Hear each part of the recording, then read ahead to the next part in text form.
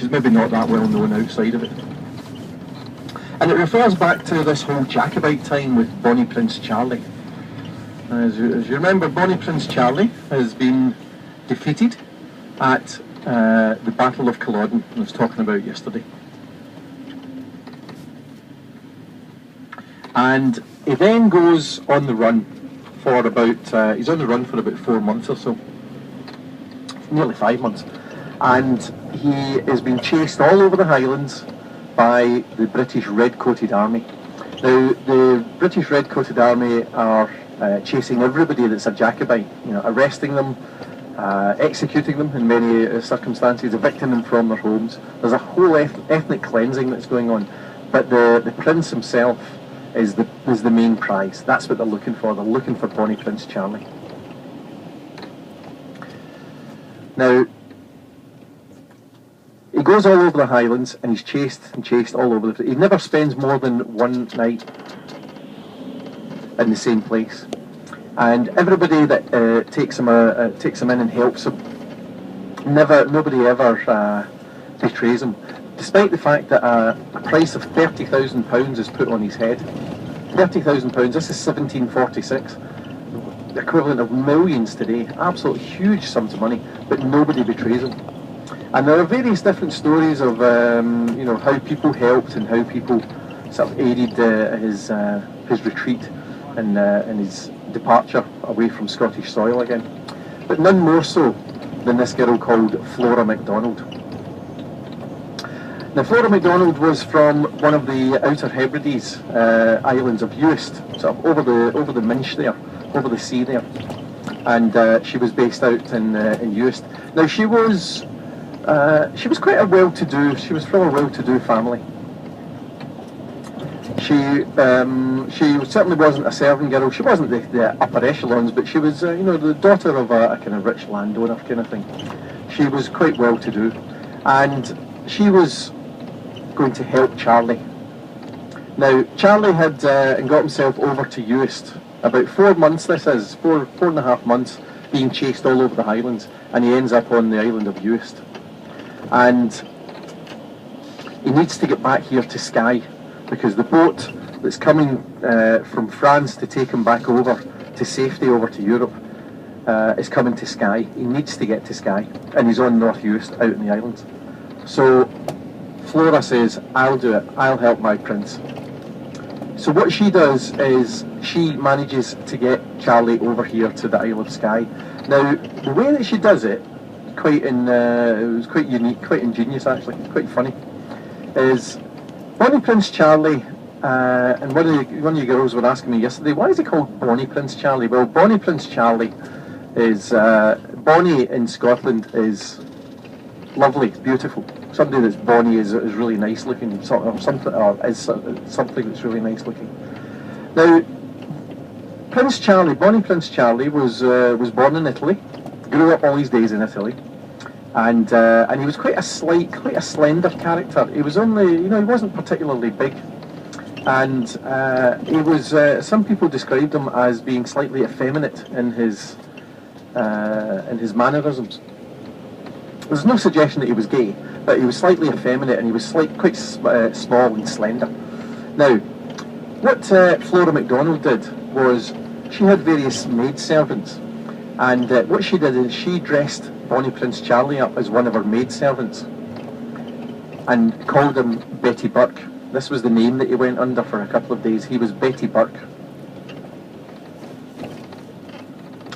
And she had to get him over here to the island of Skye. So she was in North Uist. That's where she was based. She was in North Uist.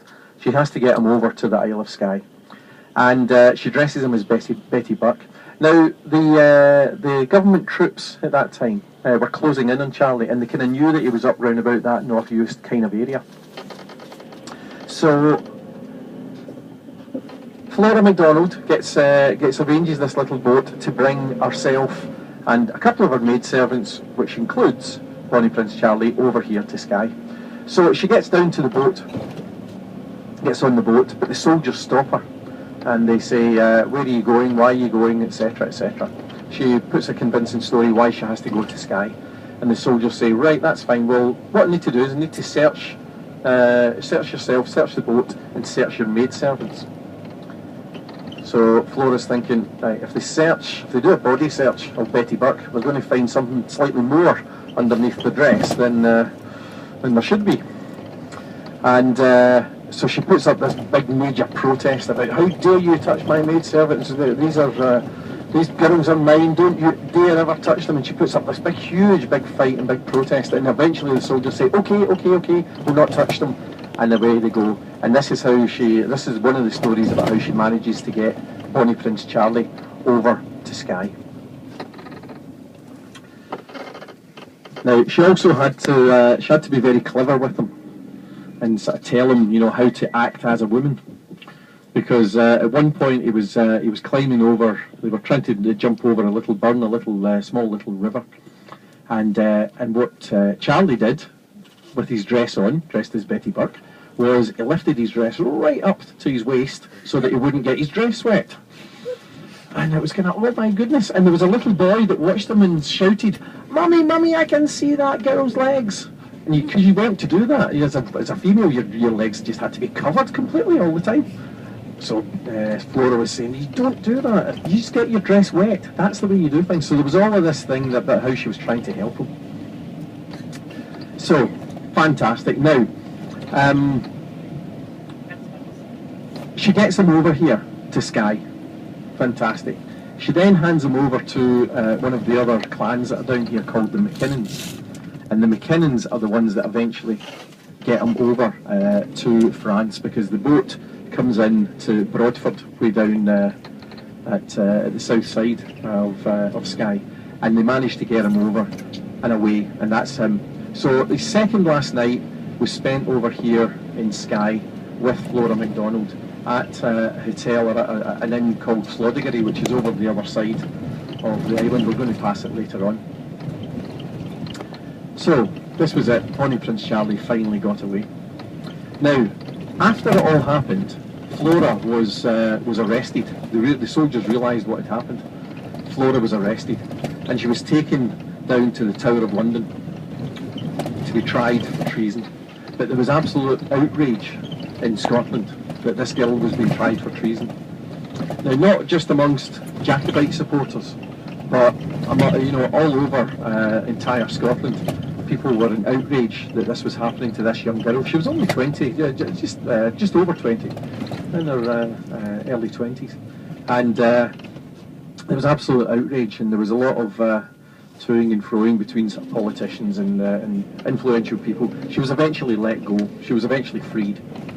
So she's still in her mid-20s at this point, and after that she marries a gentleman from Skye here. They actually moved over to America. They moved over to North Carolina, stayed there. They had 5 children, lived a long life. Her husband was actually killed during the wars of independence, the fight for independence for America. And she moved back over here towards the tail end of her life. And she died.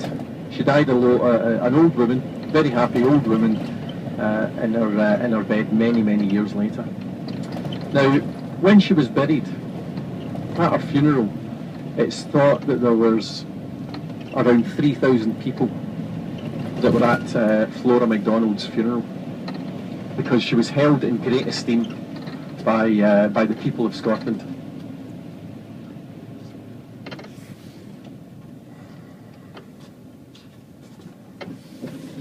She was held in great esteem by the people of Scotland. Oh, look at the cows right on the... Oh, that's Highland Cattle. Hold on. That one isn't on the side. Right, okay, the big one. Right, okay, I think we're going to stop here. We'll stop the Flora story for the moment, because this is the best view that you're going to get of Highland Cattle. Go for it.